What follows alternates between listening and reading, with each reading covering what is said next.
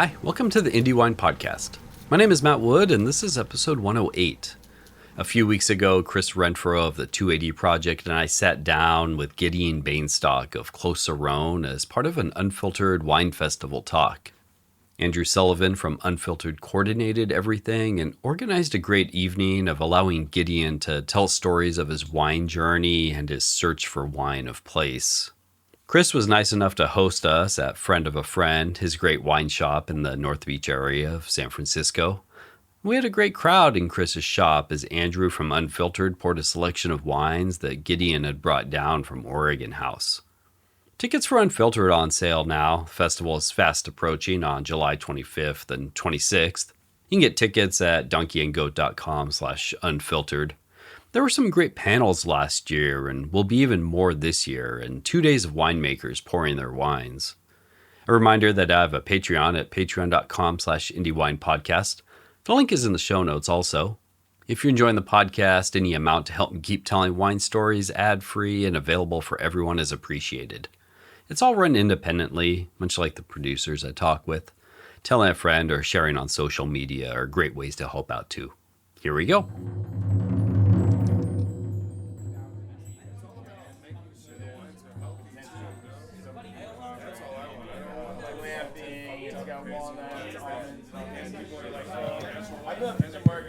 One, two. Hello, hello.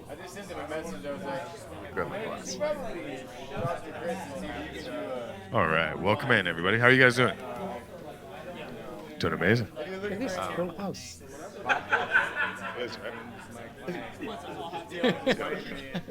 Thanks everyone for coming. Hear us talk with Gideon and Chris. My name is Matt. I do a podcast called Indie Wine Podcast, and Andrew Sullivan from Unfiltered Wine Festival put this together, and Gideon was nice enough to drive down from Oregon House. Yeah, Oregon House-ish, I suppose. No, we are in Oregon. Okay.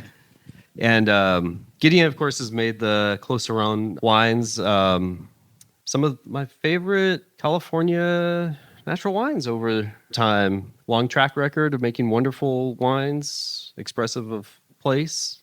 And Chris Renfro here, 280 Project, and friend of a friend. Nice enough to host, and love it here. Yeah, I would also say that Gideon has been making some of my favorite wines since I've been working in wine professionally for 15 years. But these are like the best natural wines that I was exposed to along that way.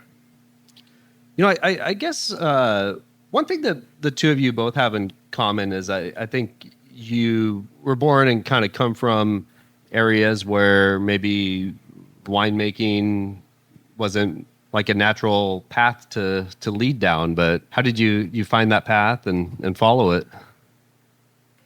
I mean, I got into wine, I feel, accidentally from just working in hospitality. I went to school for horticulture and then needed to make money, so I worked in restaurants, and I thought that selling wine would make me more money. But I was also interested in owning land, and owning a vineyard seemed kind of interesting, but that's pretty much it. Yeah, it wasn't like anything like wild that happened. It was just more of like I should probably try and do something that like fancy guys are doing. Okay, for me, I grew up in Israel, which back then did not have a wine industry other than kosher wine. And they were making, basically in my life as a young person there was sweet wine and sour wine. These are the two kinds of wines that existed. So my exposure was very limited. As a young man, I sort of left the country and got stuck in France because by heritage I'm part French, and so I felt comfortable there. And pretty much as soon as I found myself there, I also discovered wine. And I mean, I was 22, 23 at the time. And by just random coincidences, a long series of random coincidences over the next 20 years, I ended up finding myself one day with my hands sunk into a fermenting vat, and that was it. I I I can still sense the rush of energy from that fermentation into my head, and I'm still excited at fermentations every year, and I never decided to become a quote-unquote winemaker. I actually don't think of myself as a winemaker. I'm uncomfortable with that. But I'm passionate about wines and about what wines can express and what wine has done to my life. So here I am.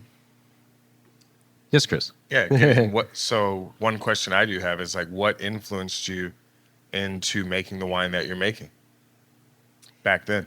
Okay. So my early exposure to wine in France,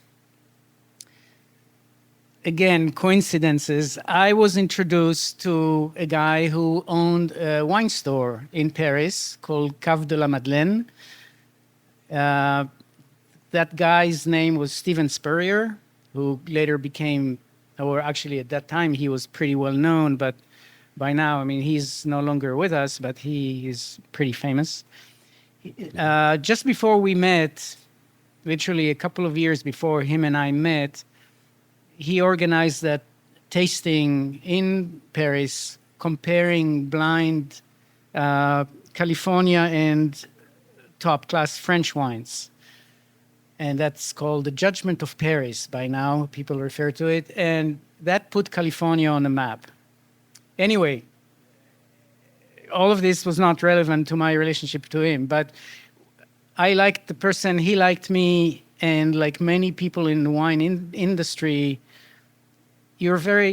people tend to be generous with their time and with their wine when they sense that somebody is genuinely interested in what they know about wine. So he was very instrumental in my early wine education. He basically was recommending to me what to buy at his store. And I was an artist back then, so I did not have a job. I was free with my time, and I could I could just dislocate, or however you say that. I could go around and visit places. So he sent me to specific growers in Burgundy, in the Rhone Valley, all over France, and introduced me to them. And that's before Robert Parker made the wine world what it is today, meaning those people were not rock stars. They were not living a life of fearing too much attention from the riffraff. So they were very open with their time and energy. So I would visit the same growers in Burgundy year after year for a few years. And probably the most essential thing that stuck with me, what I found out, is that if you go to the same place, I don't want to throw names, these are really famous people, but it doesn't matter.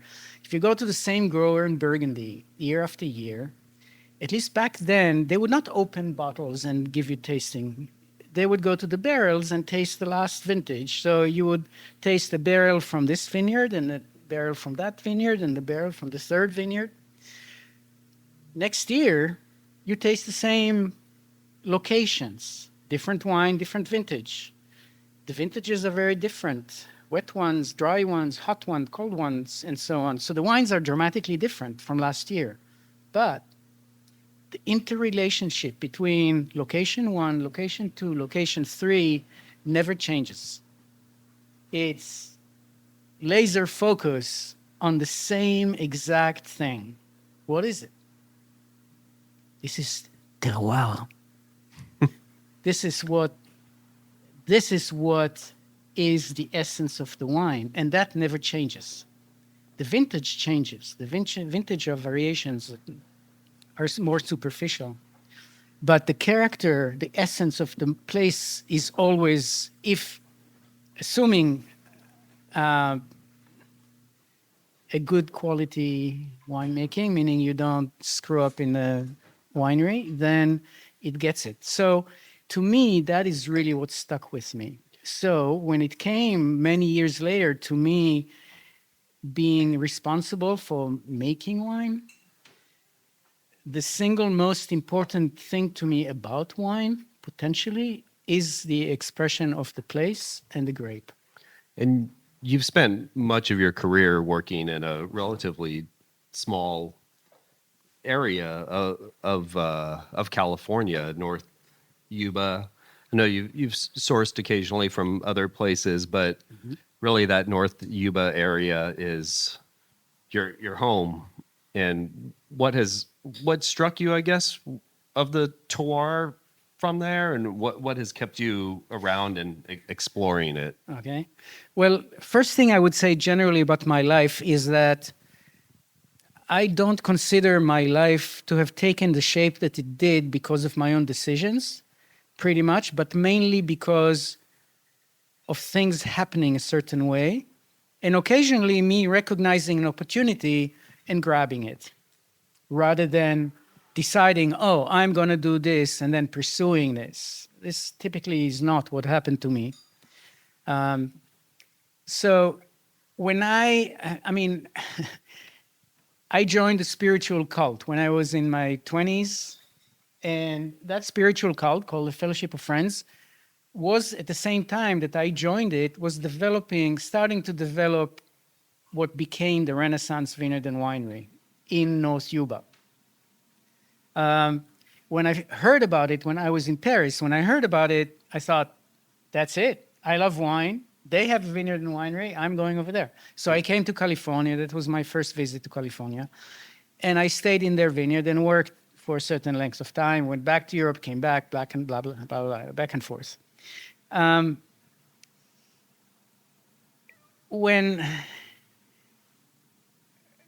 I'm sorry, I lost track. Remember I told you I get distracted? Remind me again okay. what I'm supposed to be answering. Well, what has Because kept you what has kept you exploring that North Yuba terroir? Good. And Thank you. So one of the times that I went back to Europe, I'll get to it. I'm sorry, my answers are always like this, complicated. it's okay. One of the times that I went back to Europe after being in California for a while, they called me from Renaissance because they were about to release their first wines. And by then I was fairly knowledgeable about wine and they knew it. I was a wine geek, a fairly good educated wine geek. And they said, how about representing us in Europe? You can travel around Europe and establish imports for our wines. And I said, that's pretty good. And so I started doing this, and I did this for about 5 years. Then I moved back to California. When I came back to California, they said, would you like to keep selling wine for us in California? And I said, nah. But I thought the only thing that I have not done just to round up my own wine education was hands-on, be a cellar rat, and work in this winery and do the things that I could tell you about, but I never experienced them. So I started working there. Then came that experience of the hands in fermentation that got me stuck in there. Mm-hmm. Now, the first year that I was the assistant winemaker there, the previous winemaker got pregnant and was pretty much out of the picture, other than remote control on the phone during harvest, but I was running the winery. My task was, because I came fresh from France with all the ideas about French winemaking, which was very different from the way things were done at Renaissance. Mm. And In what way?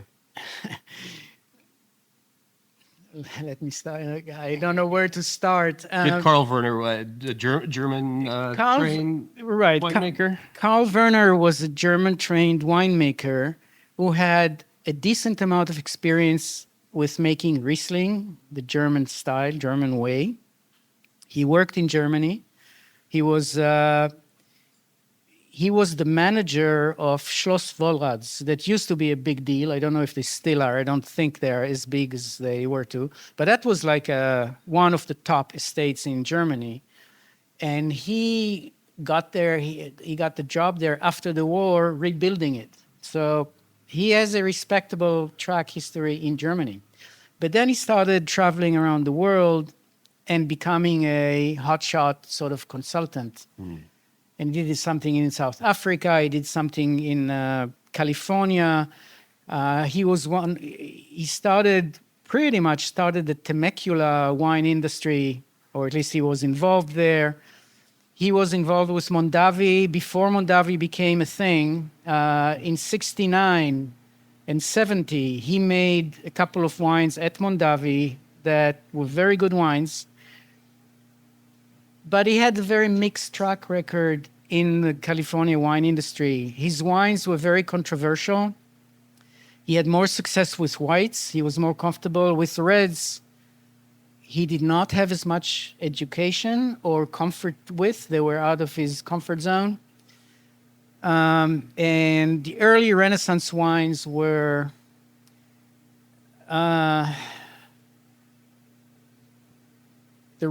the reds were basically pickled, which means that they were made with no oxygen in the winemaking, which was one of the prevalent theories back there, is that you need to protect everything from oxygen. And in the 70s, people started saying, well, no, actually, there's the brown juice theory versus the green juice theory. He was strongly in the green juice theory, which means green juice means that you protect even juice, you protect it with CO2 cover so that no oxygen reaches the juice. What happens when you work like this is that a lot of the components or certain components in the juice never get a chance to oxidize and precipitate before it's turned into wine, which means that your wine has then instabilities. Anyway, so that was one issue. Another issue is that he was just scared of oxygen. He was very German. So, his red wines were made wines with high degree of phenolics, a lot of color, a lot of what we call tannins, have to have exposure to oxygen early on. Otherwise, those molecules basically fossilize or get pickled. They get frozen. And then they become extremely stable, and the wines forever will hold that they're out of balance. They don't age, basically. They are pickled. They stay the same through aging, meaning what happens is that the fruit diminishes, the tannin diminishes, but there's no aromatic evolution. So a lot of the very early Renaissance wines are just that, which is unfortunate because the grapes were phenomenal. And the wines that I've tasted way back in barrels, that I didn't make them, I was just visiting and tasting them in barrel. The wines were phenomenal, but they were destroyed by the winemaking. So Gideon, I have a question. Why did I say? Oh, I have a couple of different questions. I'll start with this one, but were there any California wines back then that you thought were exceptional? Yeah. Especially in the 60s, 70s, California wines were glorious.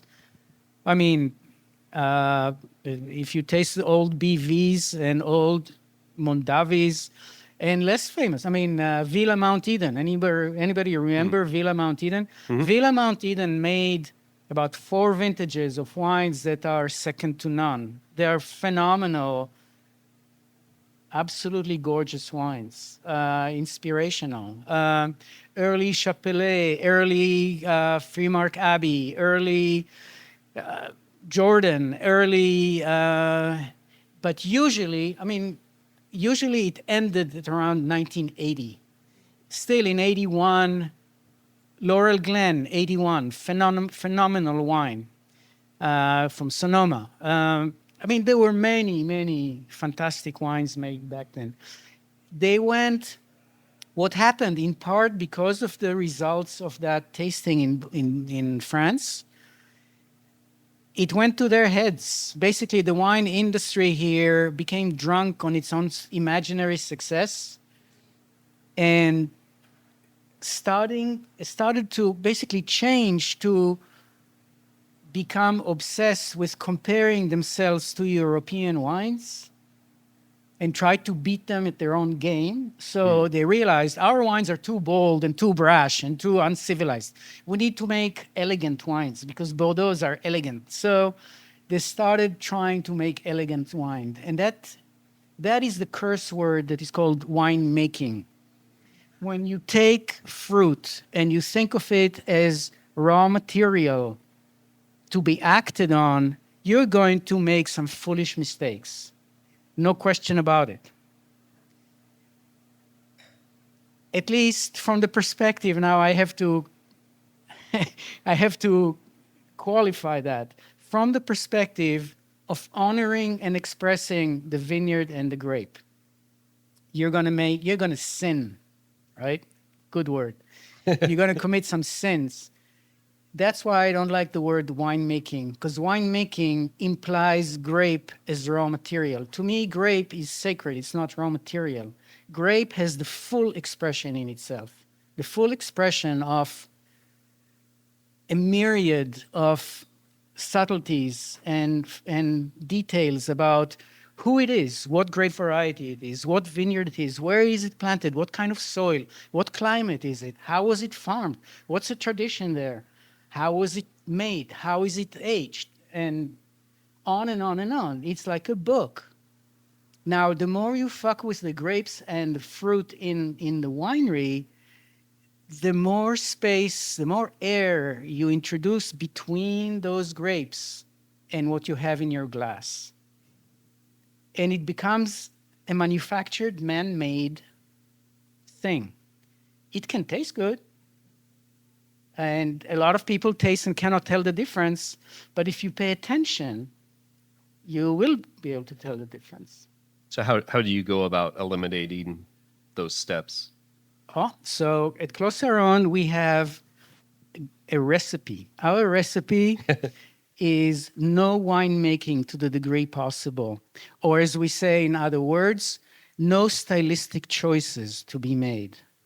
Only essential choices. So pretty much everything that you hear in the wine industry, from all the genius winemakers and the marketers and the sellers of wine, is this was picked at this bricks and it was and then it came to the winery and it was cold soaked and and it was partly foot stomped and partly crushed, and then the stems were added back, and then after the cold soak we put some enzymes, or we didn't, or then we pressed it this kind of a way, and we didn't inoculate it this year, but last year we did inoculate it with that type of yeast or the other type of yeast, and then this batch was fermented in amphoras because we really like the tradition. And this was fermented in stainless steel because we wanted it clean.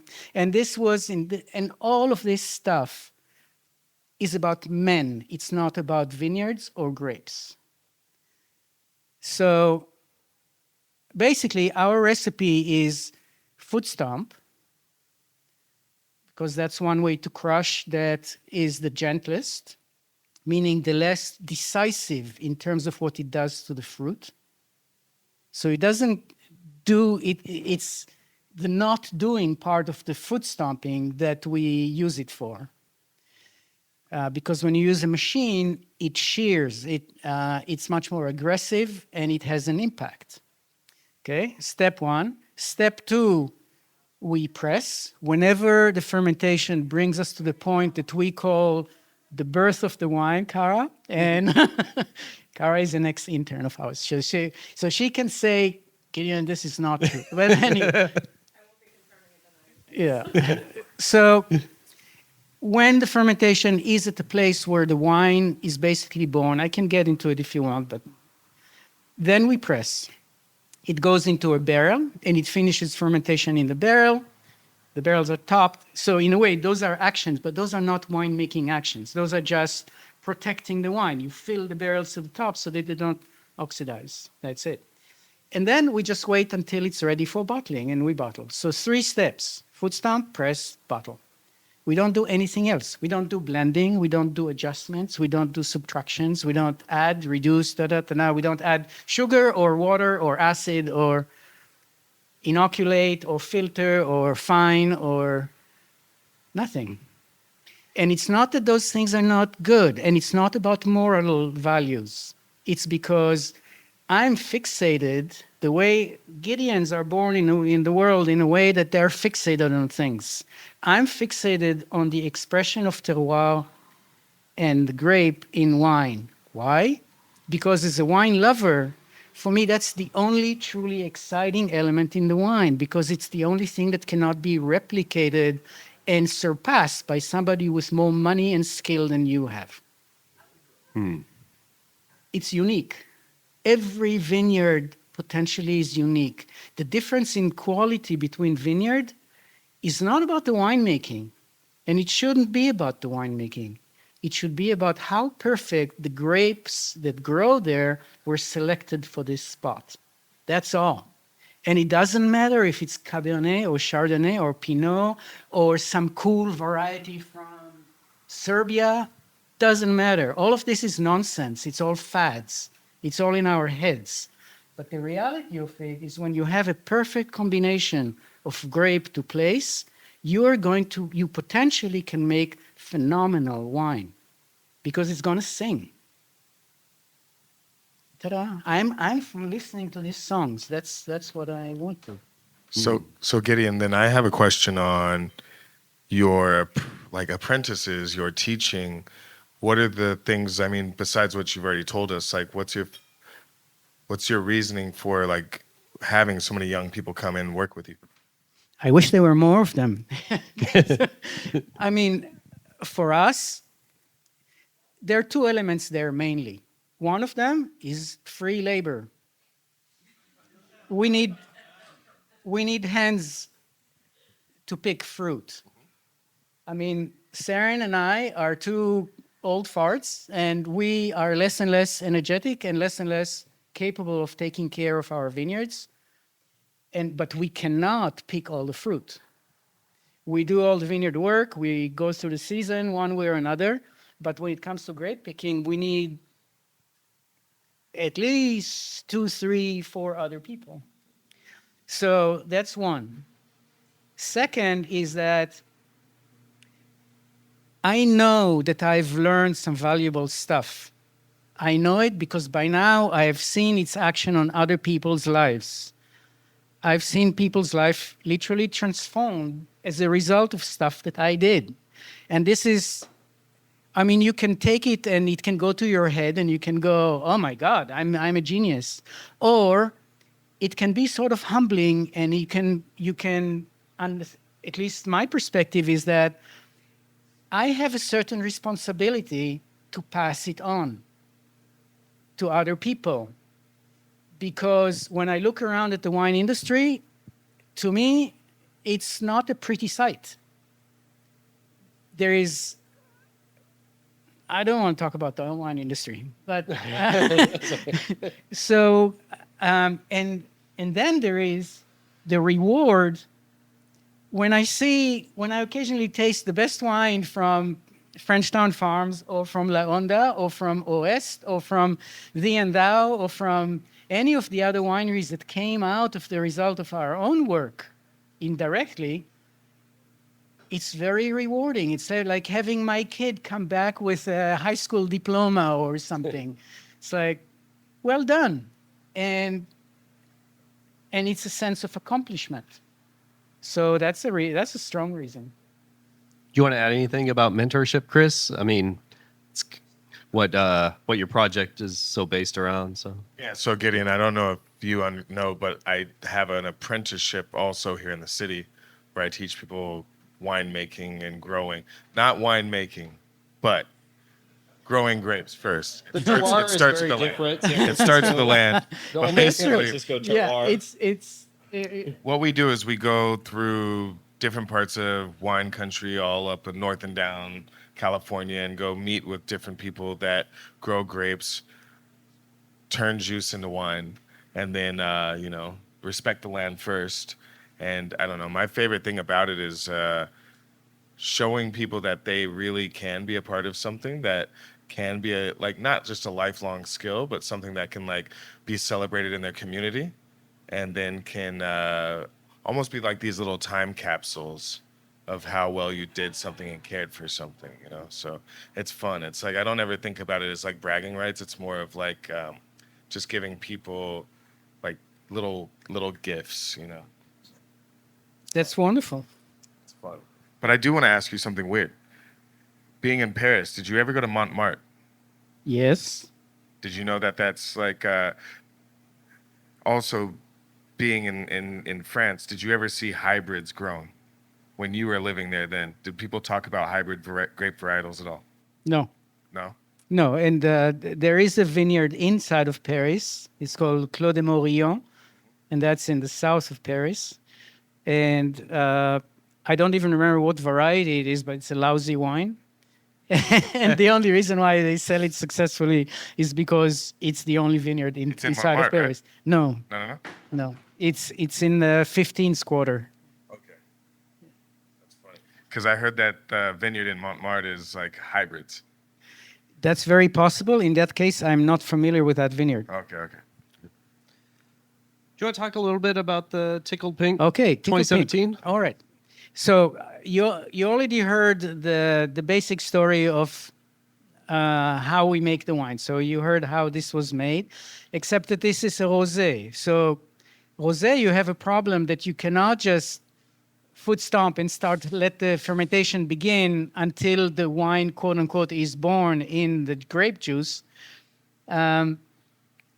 So the red portion, the Merlot, this is Merlot and Sauvignon Blanc from the same vineyard. So it's a field blend picked on the same day. And the Merlot was stomped and immediately pressed into the white, into the Sauvignon Blanc that was just foot stomped.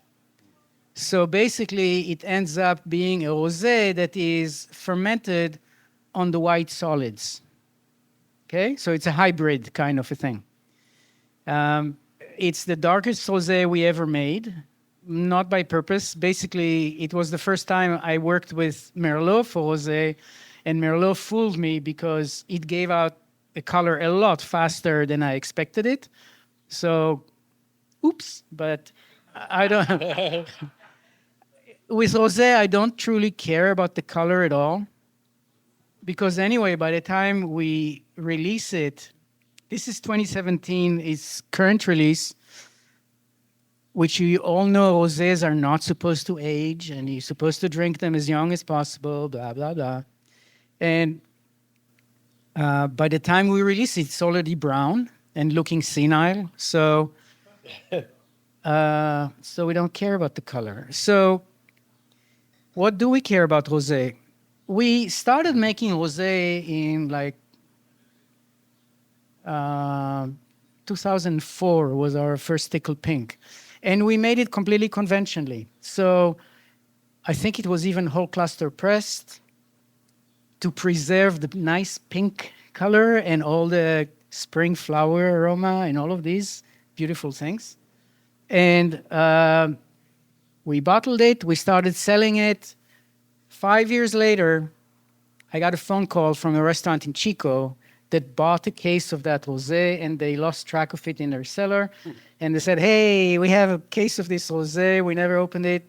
Can we give it back to you? So I said, no problem. I'll give you a case of the current release. And took it back home. We popped the cork, and ta-da, this wine was a lot more interesting 5 years later than it was when we sold it. So no more spring flowers and no more niceties, and the pink is now brownish, but the aromas and the savory and the presence and the energy on the palate and the texture. So we said, that's a lesson. So apparently rosé is actually misunderstood generally, and rosé not only can age well, but should be aged. So we changed a little bit. Instead of doing this whole cluster press, which is the fastest way of pressing and just getting the pretty pink color, we basically started treating it like a red wine. And we typically age it in barrel now for between 1.5 years and 3 years in barrel before bottling. Basically, a red wine for all purposes other than the color. Normally, they're a lot paler than this, but this is darker. But anyway, so that's that. And the other thing about Tickle Pink is that we're trying to slow down the releases so that every release, instead of releasing this every year, because this is one of our, at least used to be, now we're selling so little of it, but it used to be one of our favorite wines, and it used to sell out fairly quickly. But now we are holding back so that the next vintage will be released with one more year in the bottle at least, or maybe two. The release after will be again 1 or 2 years older. And that is with the goal that eventually this will be released for sale at least at 10 years old, maybe 12 years old. That's the goal, because that's about the time when it turns the first corner in a meaningful way and you start tasting it in a way that is convincing that it's worth doing. I think this is a pretty wine. I'm not saying this is not a pretty wine. I'm not criticizing anybody's efforts here. But in about 6-7 years from now, this is going to go, it will really start coming out in a more obvious way. So Gideon, I wasn't able to make it to this tasting, but our friend, mutual friends in here, Alejandro from Chateauneuf de Fargasini, he was able to see you do a tasting with many wines that you've made in your lifetime. What is that experience like when you do an event like that? I had a few, not many, but I had a few such events.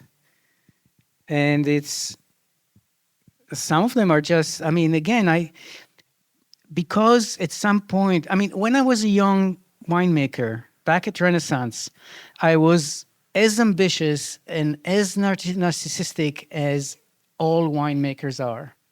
I was about to conquer the world. I was about to make the best California wines that you've ever had and blow your socks off. But I'm sort of a different person. I think that wine actually taught me some measure of humility and some patience, and I'm no longer trying to do that. I'm not trying to conquer the world anymore. However, like I had one experience, and that's about 6 or 7, just before COVID. A famous New York restaurant organized like a marathon dinner tasting around our Pinot Noirs. So we had like 16 vintages or something like that of our home vineyard and old block Pinots. And they were served in flights of 4, 16 wines, 4 flights. And so from younger 4, slightly older 4, slightly older 4, and oldest 4. And that was amazing. That was, I mean, it blew my socks off because I have never had that experience of doing it side by side like this. And it was magnificent. And what can I say? It was seeing it, it's like a multi-dimensional kind of a flower that gradually wakes up and rises up and opens up. And that's what wine does. And by the way, for any of you who have not done this, you're all young people here, young whippersnappers. So take a closet. If you don't have a wine refrigerator, take a closet in your room, in your bedroom, and section off a small section. Go to Home Depot, get some 2-inch insulation, rigid insulation. Get a couple of 4 empty wine boxes, lay them on the side, surround them with the rigid insulation, and boom, you got your long-term aging cellar for wine. Then go to a wine store. This is a wine store. And ask the local guy who you trust and hopefully knows something. A little bit. What are the wines here that have a really strong prospect to age well? and buy a case of one such wine, or maybe 2 half cases of 2 wines, and you put them in your cellar, and you begin a travel in time for both you and that wine. And about 3 weeks after you purchase it, open the first one, and you have a ceremonial evening, just you and your soulmate and the bottle of wine and maybe something to eat. But the focus is on the wine. You want to create memory with that wine. You focus on it. You maybe write notes or whatever, because you have a next appointment in 3 or 5 years from now with the same wine. And then you open the second bottle. Depending on how many bottles you buy, 2 years, 3 years, 4 years later, open another one and have the same ceremonial evening where all your attention goes to that wine. And then 3 or 5 years later, do it again and do it again and do it again. Until 25 years later, that seems like eternity, right? It's not.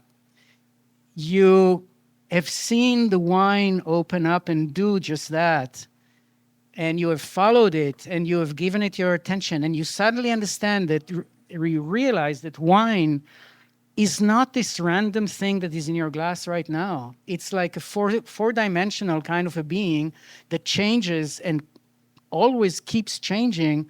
And what it is now, it's not going to be tomorrow. And what it is tomorrow, it's not going to be in 10 years from now. But it's still alive, and it's still progressing in some kind of a progression that you understand in your head, but you don't understand in your body. And you want to understand wine in your body, not in your head. There you go. End of infomercial. I wanted to ask you about your home vineyard, because Renaissance is maybe a little famous for having a huge amount of varietals planted, maybe too many. And I think the Cabernet wines tend to do very well from there, but you chose to focus on Pinot Noir for the home vineyard. And I was just wondering why, and what went into that. Okay, so when I started one of the long-winded stories earlier, where it was leading to, I never reached, which was that when I started interning at Renaissance, I came with wine education. I mean, do you know what the Master of Wine program is? I went through the whole Master of Wine program, studied it, passed the exam, failed the tasting exam, and left. But so I have a decent amount of wine education, and I had it before I got to Renaissance. When I got to Renaissance, I asked the previous winemaker, where in this vineyard do we get the best grape from for any variety? And what she told me blew my mind. She said, the vineyard basically homogeneously produce commercial grade grapes, which is a UC Davis code word for no detectable flaws, which indicated, I don't know, I don't care, I don't think it's important. So a year later, I was put in her seat, and my first job, I knew, was to figure out the vineyard. It was 365 acres of vines in a mountain terroir, meaning 700 feet of elevation drop from the top to the bottom, all the different exposures, 3 different hills, all kinds of variations. And they didn't know anything about the vineyard in the winery, literally. So to give you an example, first year, I broke 140 acres of Cabernet Sauvignon that they had. I broke it into more than 80 fermentations, separate fermentations. So every morning I had to taste all of them. So I had like an ocean of little tasting glasses that you need to taste in order to monitor the fermentations. Anyway, after a couple of years, I realized that their blanket coverage of their hillsides with Cabernet, Sauvignon Blanc, and Riesling, which is all they had back then, was ignoring terroir and basically not using the terroir well, because we identified 3 locations in 140 acres. We got roughly the equivalent of less than 10 acres of Cabernet Sauvignon that were absolutely phenomenal. One of them we have here tonight. It's called the One, and we can pour it at some point. Another one was Slope 16, which we also have here tonight, the 99 version. And the third one was Slope 21. It doesn't matter. And these each have had its own individual expression and character, distinctive and different from the others. So we kept those and we started grafting everything else to other varieties. Where there was lousy Cabernet, we grafted it to Syrah, to Grenache, to Viognier, Roussanne, Sangiovese, all these too many varieties that you say.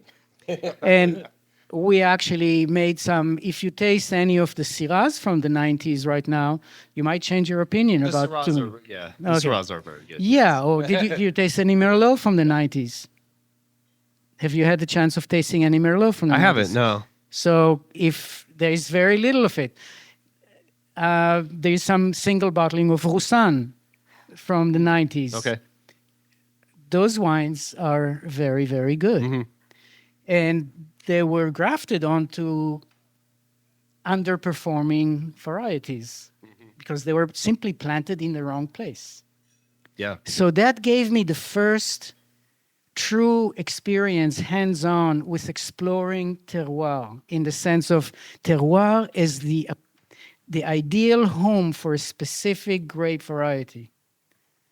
And very few people have such experience. And I had it on a mega scale of 365 fucking acres. When you say it one time, terroir is what? Terroir is the... Terroir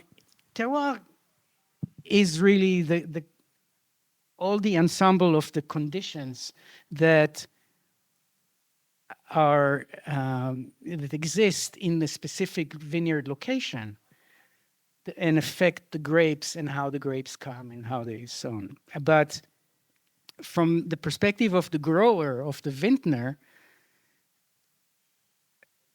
the search for terroir is, I mean, the single most important lifetime decision as a grape grower is what varieties do I grow in my field? Because that's it. You put it there, and it will take you about 25 years to figure out if you got it right or wrong. 25 years. And so we're still planting vineyards, by the way, on a small, very small scale. But we just planted 100 vines of Mondeuse in a vineyard of Pinot Noir, and it's going to turn into a blend rather than a pure Pinot. There you go. So how did you decide on Pinot for your vineyard? I was getting there. Okay. So I did not decide on Pinot. A friend of mine that we used to work together in 79 at Renaissance in the vineyard, in 1979, took some cuttings of Cabernet Sauvignon because we were planting them at Renaissance and planted them in his own property.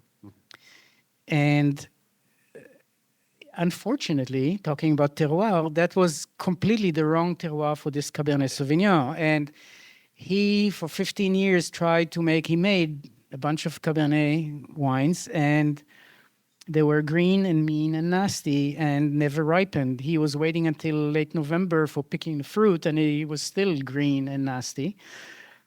And in 1995, by then I was the winemaker, and Saron, my wife, was a vineyard manager at Renaissance. So he asked us, the vineyard and winery couple, do you want to take over my project and just play with it? And I got curious because just during that year, we grafted a few of the lousy, coldest sections of the Renaissance vineyard. We grafted them to Pinot as an experiment. Yeah. So I asked, do you mind if we grafted your vineyard to Pinot? Because Pinot might do well there because it's very cool. Maybe it will like it there. And he said, no problem. So we grafted it to Pinot. And so again, it's one example of we never decided to grow Pinot there. It decided for me. And you have. Oh, go ahead, Chris. My mind just went blank. Yeah, no, go ahead. Finish. I was going to say the soil of your vineyard and that surrounding area is a bit different than some of the soil, like maybe the granitic or the volcanic that we think of with the foothills. So this is the most interesting and exciting thing in the last few years, as far as I'm concerned. Until 3 years ago, I was always convinced because everybody says that the foothills are all granitic soils, period. And so I believe that we were on granite. And there is a whole label that I designed and it's called Taken from Granite. And well, guess what? We're not on granite at all. And I only found out about this 3 years ago-ish when an intern, Sam, was releasing her first wines under Mantha's wine company.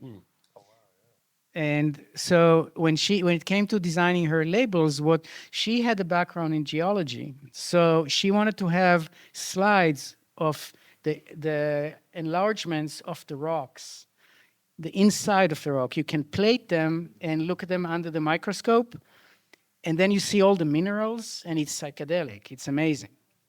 So, but you need electronic microscope for that. So she was talking to the geology departments in UC Davis and in Fresno. And then she told them where she was located and where the vineyards are. And they said, aha, you're on the Smartville complex. And she said, what? And they said, do you know anything about the geology of your area? And she said, well, we're on granite as far as I know. And they said, no, you're not. And so we had a visit of the three professors. It's like the three magi's from the Bible. They came on camels and gave us gifts of myrrh and frankincense and stuff.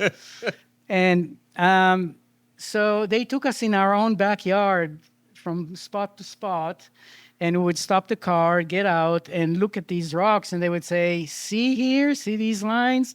They indicate lava flow going up, and da-da-da-da-da. And that was mind-blowing experience. And then they came back like 2 weeks later, and we walked through the Renaissance vineyards, through Clos Saron, and through Frenchtown Farms, and broke rocks and looked on the inside, and they kept telling us what we were looking at. So, as it happens, the Sierra foothills are a very young phenomenon. If I remember correctly, about 15 million years ago, if somebody Googles it, it will tell you, but it's 5 to 15 million years, which is, in geological terms, that's very, very young. The little sliver of land that we are on, Renaissance, Clos Saron, not so much Frenchtown, but Ponderosa, where these grapes came from, that's on a 160 million year sliver of soil that was somehow grabbed in the process of the uplifting of the Sierra foothills. It was detached from basically the oceanic plate. And instead of being plunged below the continental plate, as all that plate is doing, it was jumped up or somehow jerked up. And here we are. We are in Hawaii or Japan, where we are. So we are in suboceanic soils, volcanic. So we don't have basalt because the lava was not cooled off in exposure to air. It cooled off in exposure to water. So instead, we have gabbro. So we have gabbro and diorite and diabase, and those are suboceanic volcanic rocks. And that starts to explain also the difference in character that you may, those of you who are sensitive to what you put on your palate, may notice that they tend to be strong differences between the character of these wines and the character of generally most Sierra Foothills wines. It's not that these are better, those are not good. It's character difference, level of acids, level of tannins, concentration, the way that they age. Very different. And this may be starting to explain why those differences. So I remembered my question, Gideon. I overheard you having a conversation earlier about mildew pressure in your vineyards. Can you explain how you've dealt with that through the years? And like, was it through sulfur spraying? I think I heard you say that you had like plants, certain vines in parts of the vineyard that were like identifiers of mildew. Right. So generally speaking, mildew has not been a problem for us. With the exception of literally a handful of indicator vines that would get mildew pretty much every year, our vineyard was mildew-free. And that's different from Renaissance. Renaissance had mildew, not a lot, relatively speaking, but they did have mildew. And in the last 2 years, I mean, we had years of some mildew before, but last year was a very high humidity, if you remember. I don't know if you feel the same here as where we are, but for us it was high humidity year. This year is a repeat of last year in terms of humidity, and last year we got mildew not in huge amount, but everywhere through the vineyard. And we caught it late, unfortunately, so we were not able to control it well. Because generally I'm very relaxed about it, meaning the protocol is that if you don't have much mildew pressure and you spray, we only spray sulfur, elemental sulfur. If you spray it very early and sort of right on time, a couple of times, we don't get mildew for the rest of the season. So I was pretty much relaxed like this last year, but that was not good enough because it was so humid that mildew just kept developing. And by the time you see the mildew, it's too late. It's there. You can sort of slow it down, but unless you use much more aggressive chemicals, you cannot get rid of it.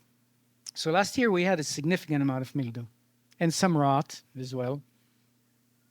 Right? Thank you. I know one of the ones you brought was I think a 2016 Pinot Noir. Yes. From your vineyard, and I wanted to ask you about the making of that because I think you do a very unusual technique that most don't, and maybe most can't, of picking the berries in multiple passes by feel, and you do a continuous kind of fermentation with that, or add them to the active fermentation? Not with all the wines, that Okay. part. Yeah, so the part that we do with all of our vineyards is we pick the fruit by touch. So ripe avocado versus unripe avocado thing. And we do it cluster by cluster, because if one cluster is ripe on a vine, it does not mean that any other cluster on the same vine is ripe. So the same thing that if you had a cherry tree in your yard and you were picking cherries to eat, you would not pick the whole tree because you have the right average sugar, which is what people do in commercial vineyards. The principle of it is that the mother vine severs its connection physically to individual clusters when that cluster is deemed to be perfect, meaning it has all the nutrients, it has enough sugar, enough vitamin, enough enzymes, enough this, enough that, everything, all the making for the survival and the successful distribution of seeds, which is the goal of grapes. When that happens, the stem basically disconnects itself. I mean, it doesn't fall immediately, but it means that the grapes start dehydrating, start losing humidity and softening a little bit. So We go around and we touch and squeeze, and we have devised a system at which there are 4 degrees of softness. Kara? Rock hard, velvety, cushiony, and soft. So You passed. look at that. Sweating. So basically, we pick fruit mostly at velvety to cushiony, which is as they just start to, they're not soft yet, but they're softening.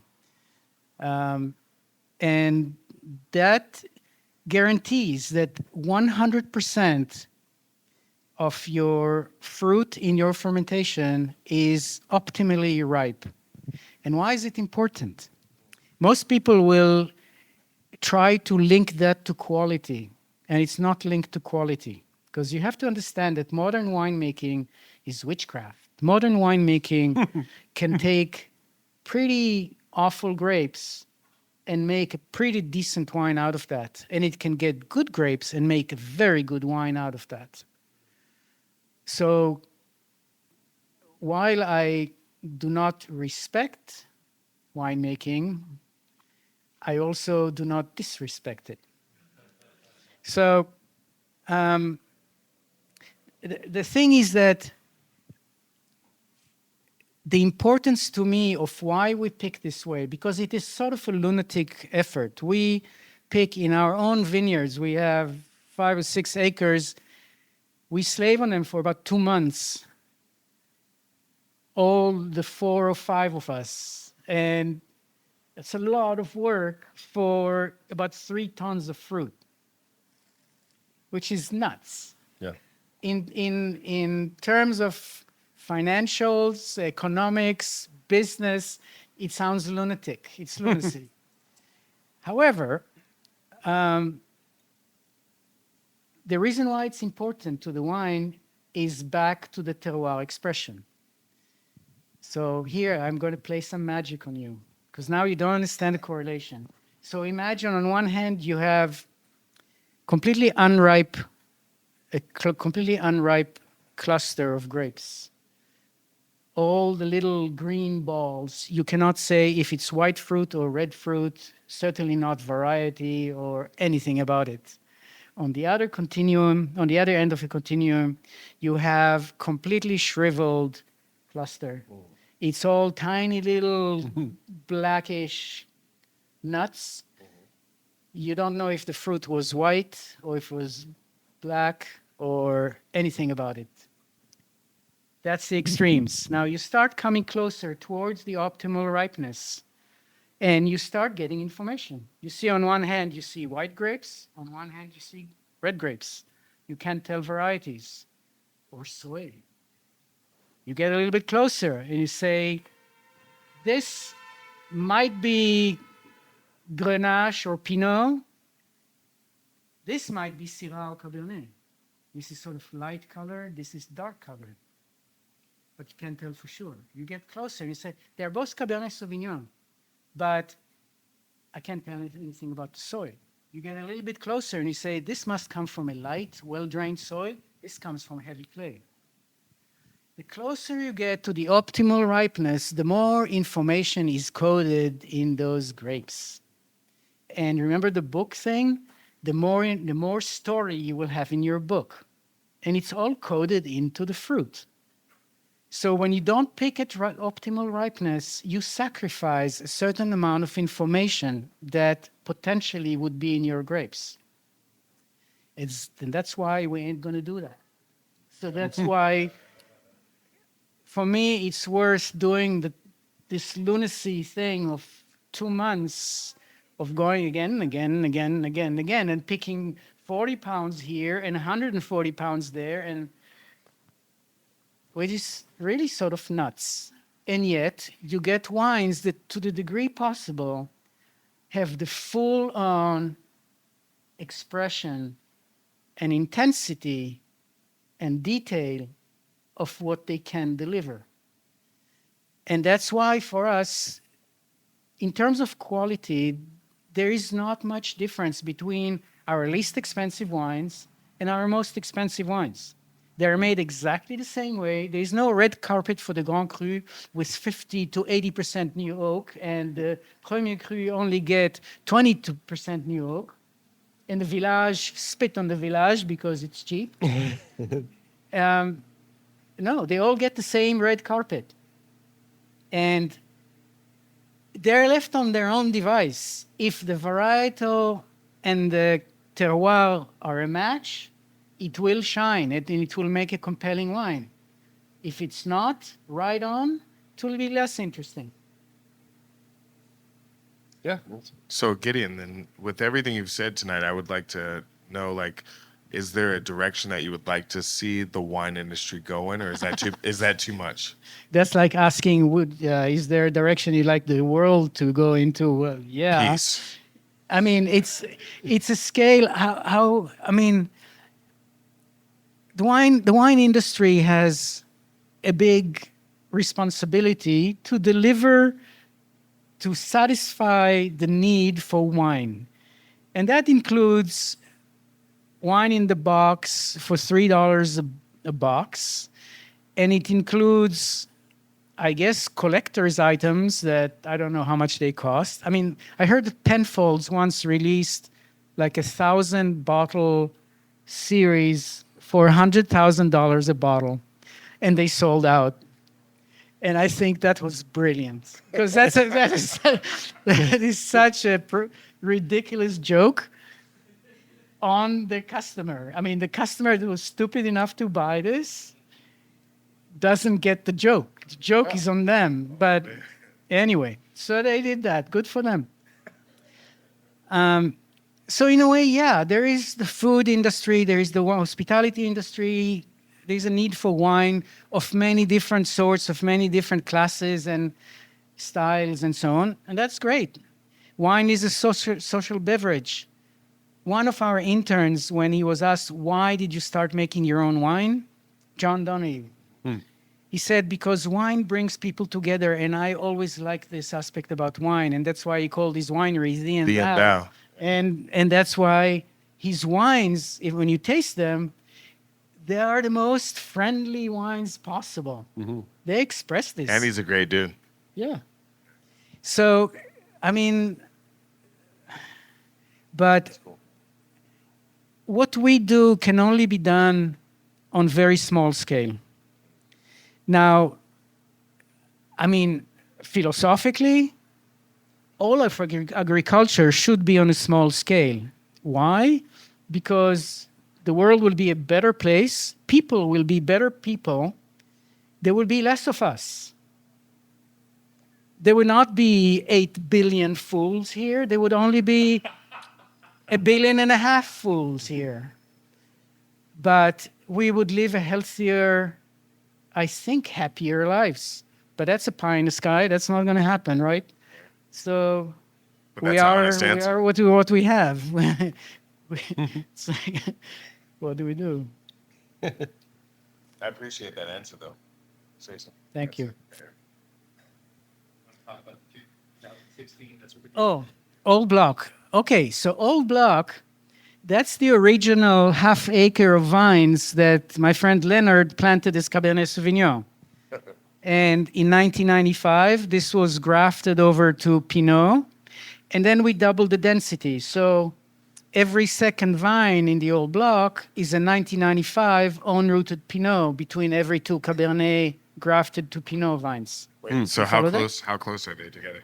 Well, he planted it California style. So he planted it 8 feet by 12 feet. So very spaced out. Mm-hmm. And then we couldn't do anything about the rows being 8 feet. So, but between the 8 feet between the vines, we cut into half. So it's every 4 feet now.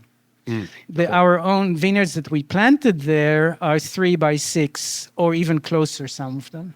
Are they trellised or are they head trained or whatever? Trellised. Why the close planting? Because Pinot prefers close planting. When we planted the Whitefield with, did I mention the white? Yeah, the Whitefield is the field blend.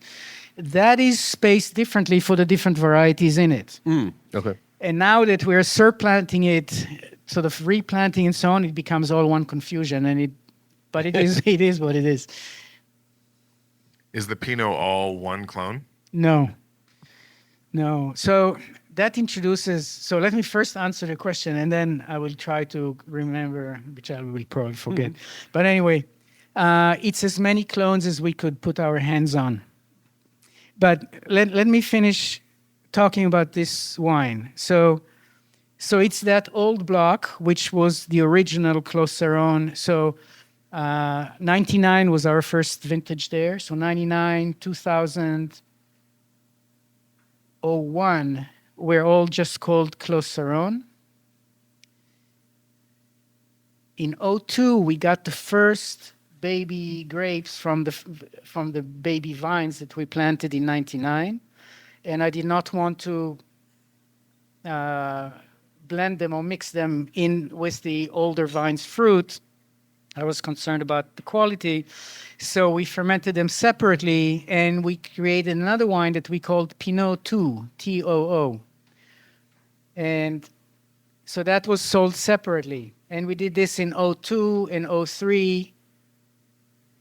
And then by 03, I realized that there was no problem with those grapes of the young vines because they give out so little yields. So in 04, we just called it home vineyard. So it was home vineyard. And before that, we had the old block that we called Clos Saron and the baby vines that were called Pinot 2. So then the home vineyard was born. And then from 11 and on, we started in years. When we have one of these passings, like we go on one of our pass-throughs, when we pick at least half a barrel's worth of fruit in the old block, which is 400 pounds on one pass, we keep it separate, and it doesn't go into the home vineyard. And then it creates an old block bottling. So minimum half barrel. Usually we have, in some harvests we don't have any. In some harvests we have 1 barrel, occasionally or rarely 2 barrels of old block. So that started in 2011. The reason why we decided to bottle it on its own when possible is because every one of these folds of the land create a different expression in the wine. Ideally, I would take quarter acres separately and just bottle them on their own, but it would be a marketing and sales nightmare. So I'm not that type of lunatic. I'm the other kind of lunatic. So we only do it with 2 locations, the old block and the lower block. The lower block is just below, physically below the old block, slightly cooler, but where we are, slightly cooler means cooler. And so the grapes, in average, ripen like 3 weeks after the old block. They're right next to each other.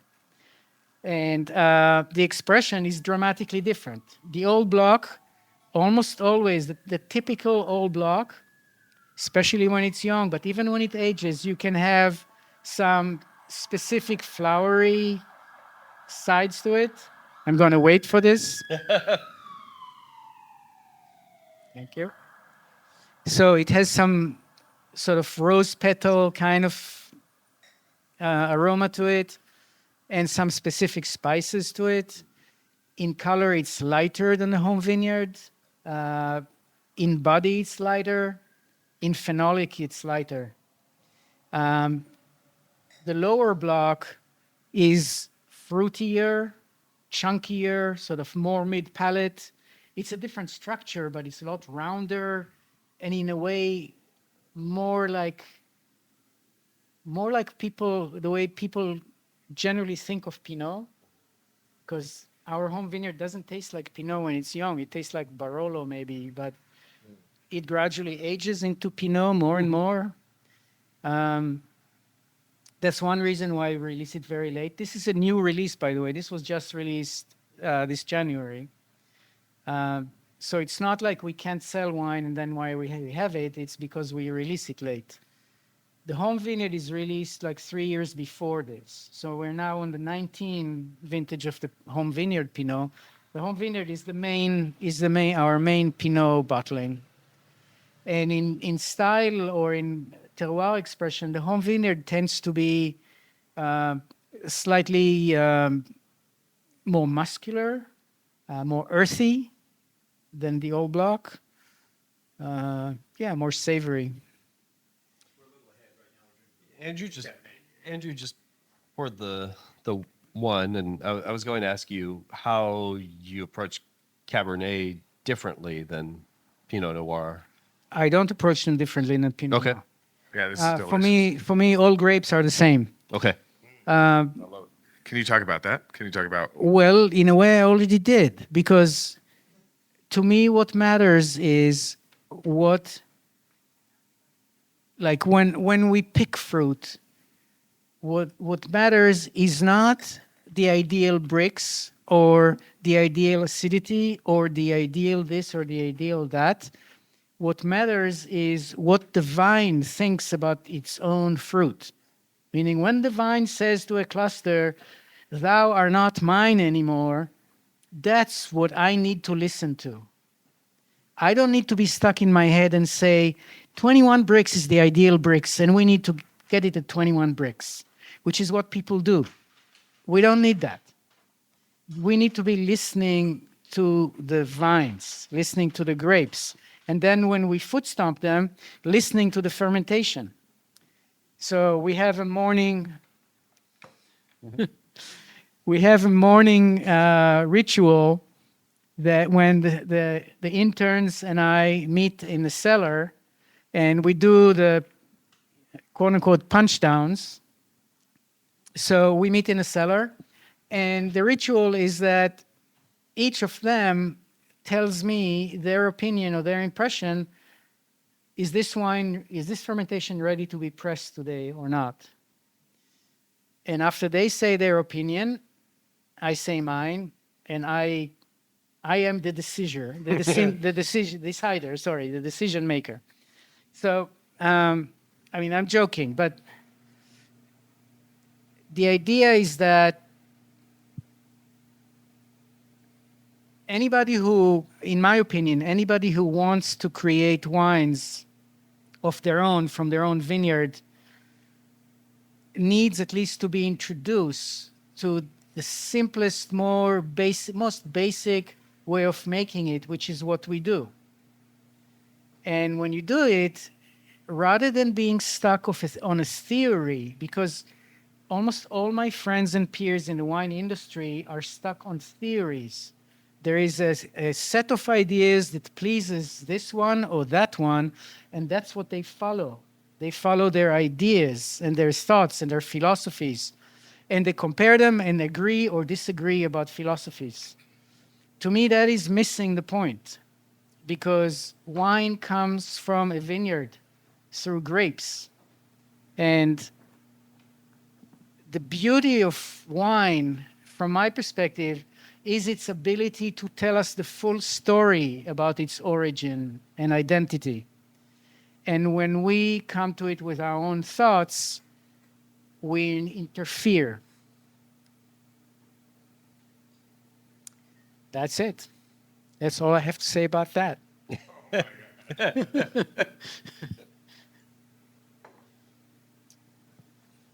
So the one, let's talk about the one. Cabernet Sauvignon. I'll tell you a story about Renaissance Cabernet. Of course, when I want to talk about this, I'm starting by talking about that. So I'll start talking about that. In the 90s, at some point, there was a guy who was a postgraduate student in Davis.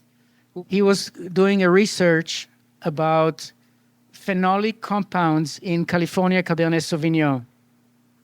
So he was going around the state, getting samples from different regions, different producers of Cabernet Sauvignon, analyzing them and creating his thesis. And after a few months, he called us. That must have been in 93 or 94, anyway, doesn't matter. he called us and he said, "Hey guys, I just wanted to let you know that unfortunately I couldn't use your samples in my study because they fell off the chart."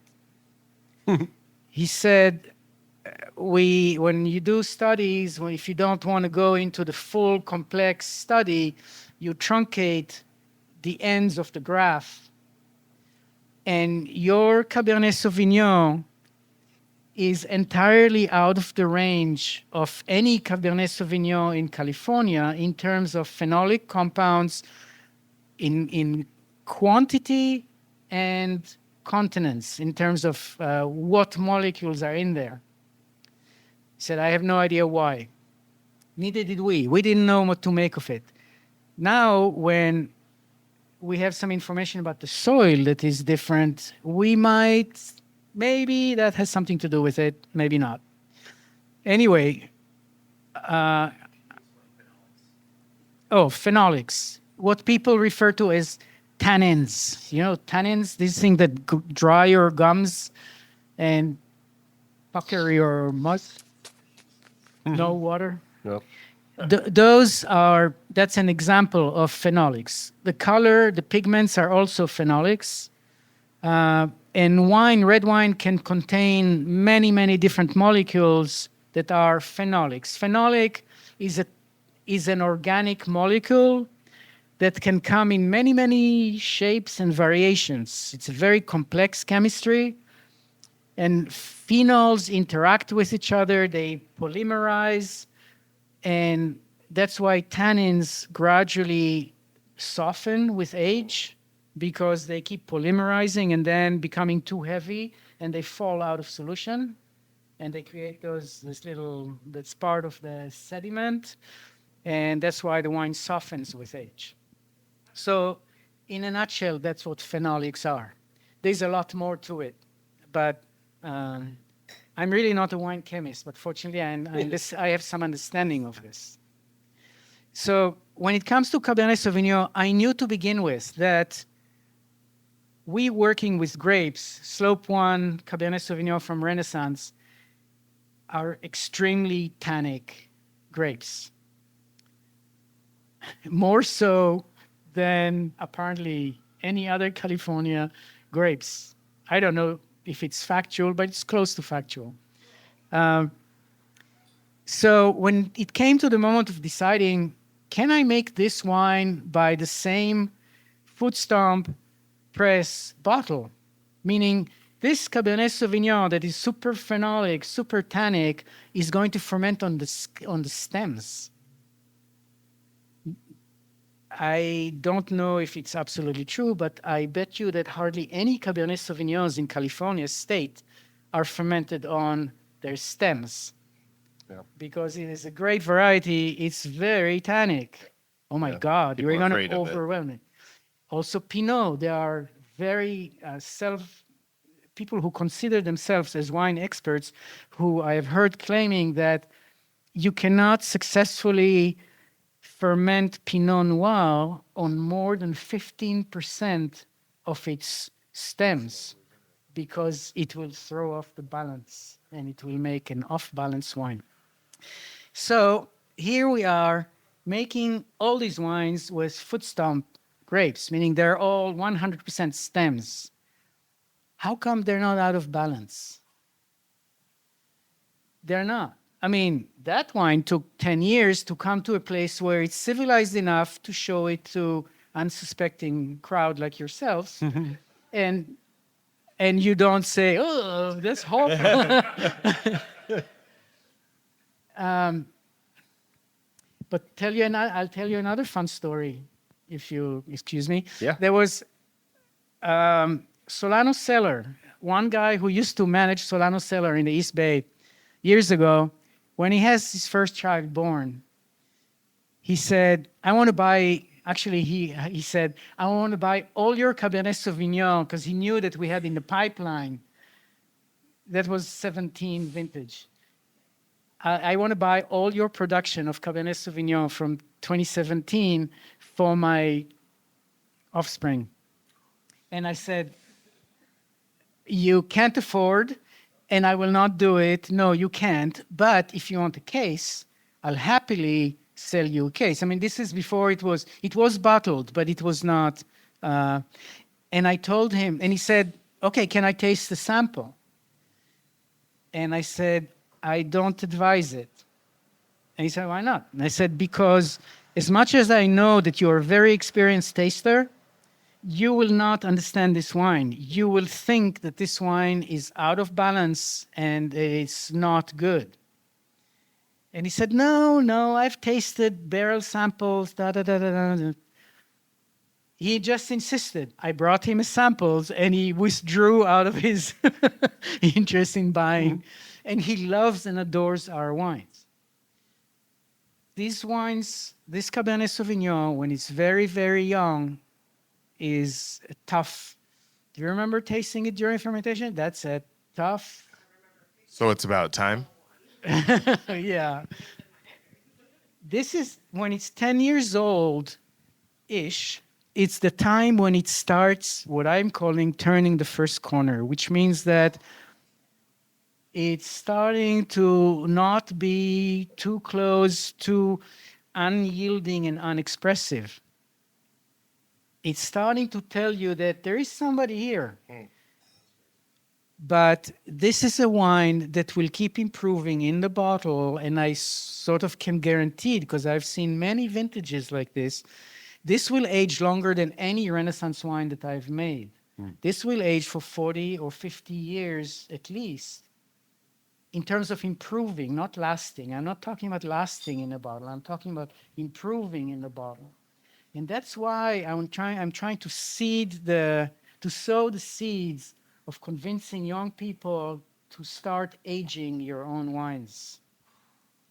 Because you miss out on so much that there is in wine by not doing this. You can't imagine because you have not tasted such wines. But when you taste a wine that is 60 years old or 80 years old or 120 years old, if it's still alive, it's something unlike anything that you have ever experienced in a good way. It's like having your first orgasm in your life. That's what. Yeah. Because this is Renaissance, right? This is Renaissance. Well, that's a weird story. Both of these wines, so this is the 99 Once Upon a Time Cabernet Sauvignon. This is bottled with Renaissance cork. So this is a Renaissance wine, right? Well, no. This wine originally was destined to be one of the first releases of Clos Saron wine when we were just starting the winery. We bought some fruit from Renaissance, and it was made and was in barrel, destined to be bottled as Clos Saron wine and be released as such, as Cabernet Sauvignon. While it was aging in barrel, the management at Renaissance changed. The new manager came in, and he heard of this story, and he said, no, I don't like it. This will create, maybe you will be perceived as a conflict of interest, that you're taking advantage. So, no, I prefer if from next year, if you want, we section off little areas in the vineyard that you choose, and you farm them, and you make your own wines from them, and then it's all kosher. I said, okay. So this ended up being bottled with Renaissance cork to be released as Renaissance wine.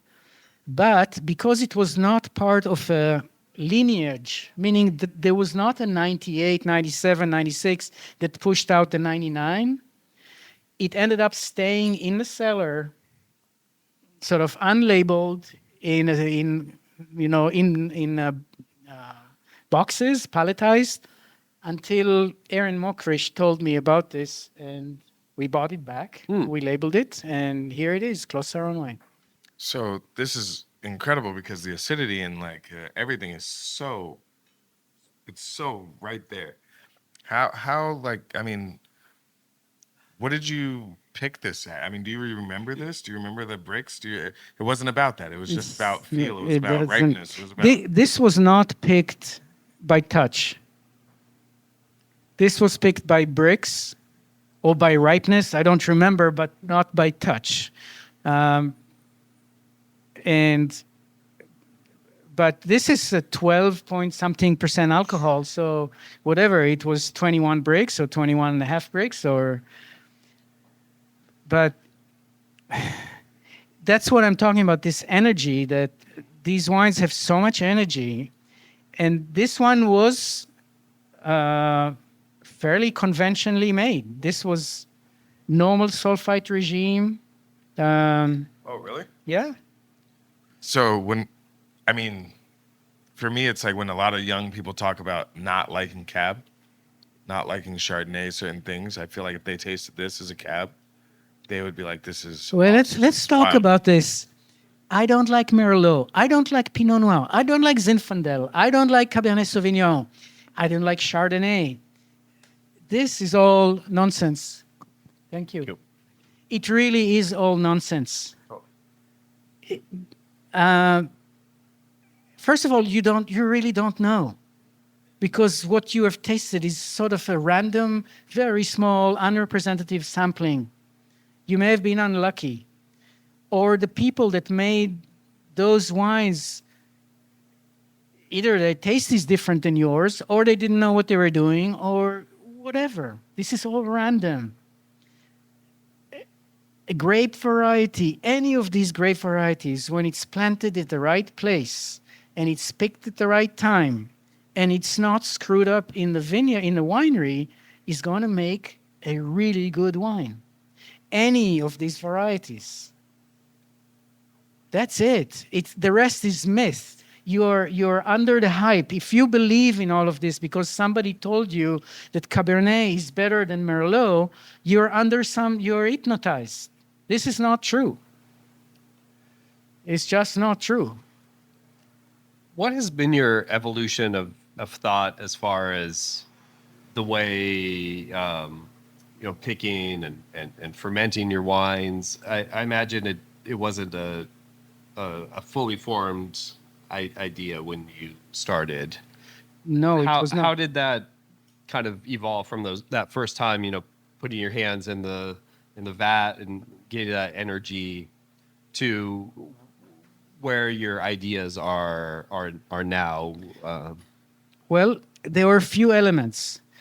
I told you already a couple of them. One of them is basically the essence of what I tasted at those visits to whatever Burgundy and Rhone producers, when I got the message that the special thing about individual wine is their essence. It's that stamp of place and identity. When a wine should tell you clearly, I am so and so. This is who I am.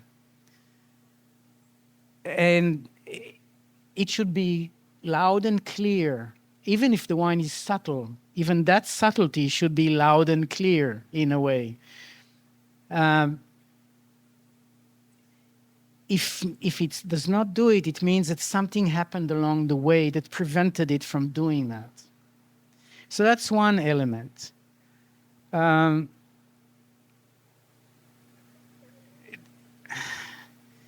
lost. I didn't know if there was a kind of an aha moment No, for you, or no. if it was just a slow evolution.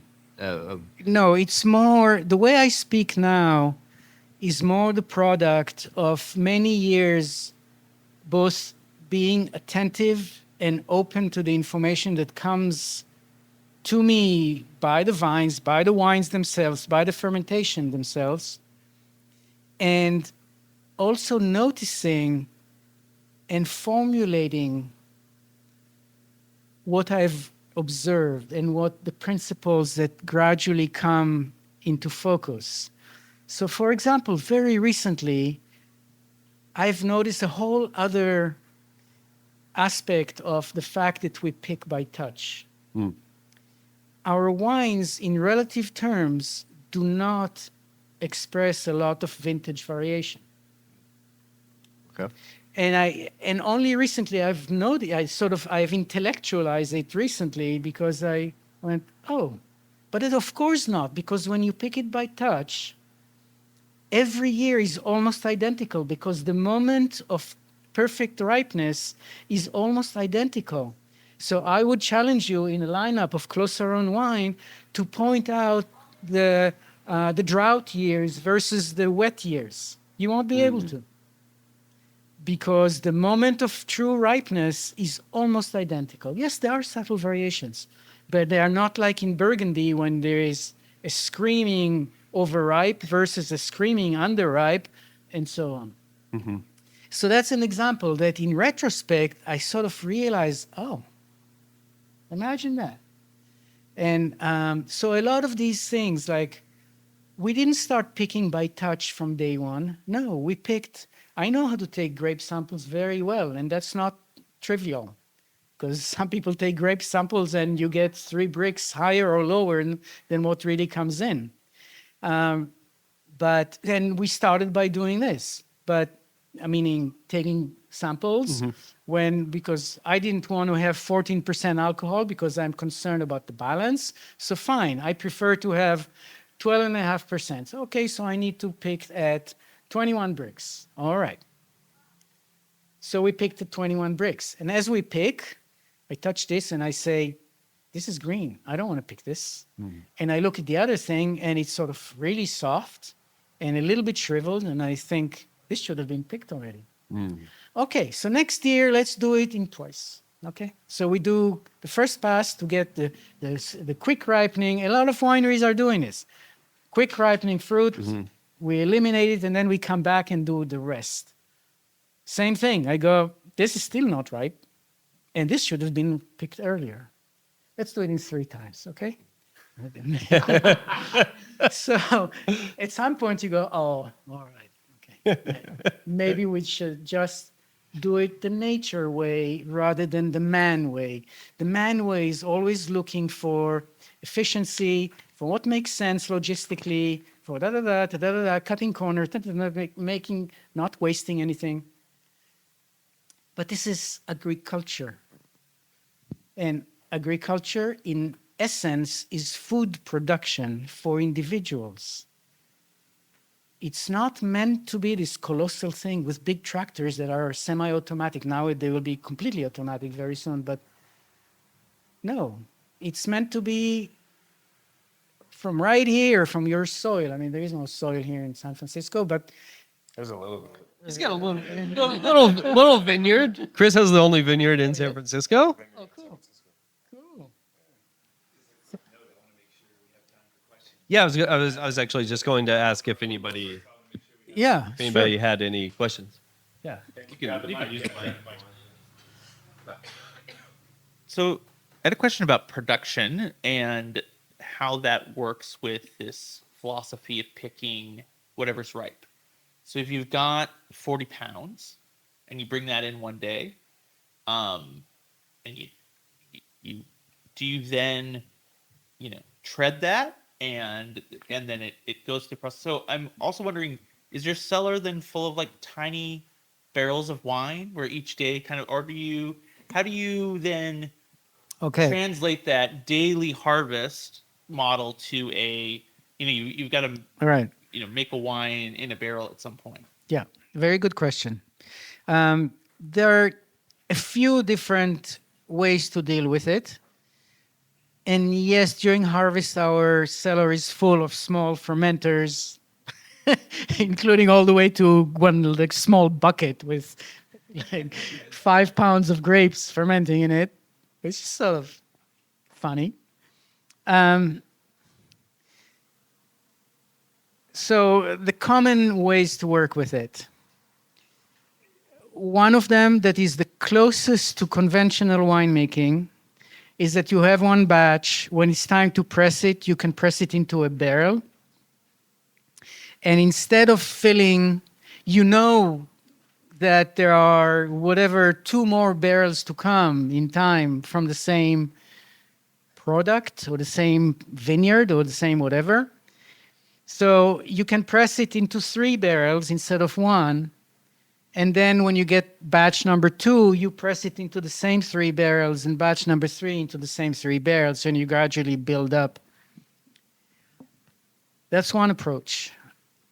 My preference, and sometimes we do it, but not so often. More often, you have batch number 1, because some vineyard, like we did not talk about this, we have the Whitefield. Whitefield is a 3-acre vineyard that comprises of 12 different varieties, 6 reds, 6 whites.